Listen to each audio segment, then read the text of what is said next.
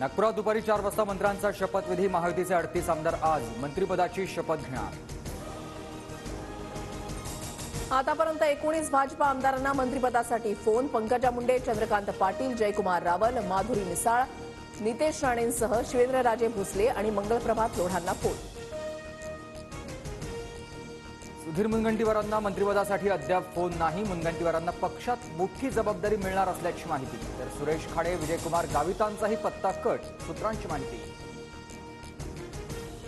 शिंदे गटाकडून 10 आमदारांना मंत्रिपदासाठी फोन। माझ्यासह उदय सामंत, प्रताप सरनाईक, शंभूराज देसाई, आशिष जयस्वाल, प्रकाश आंबेडकर आणि दादा भुसेंना फोन।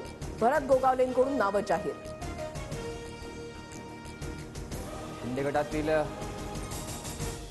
3 मोठे नेते अद्याप वेटिंगवर। अब्दुल सत्तार, दीपक केसरकर, तानाजी सावंत यांना मंत्रिपदासाठी अद्याप फोन नाही। मंत्रिमंडळातून डच्चू मिळण्याची शक्यता।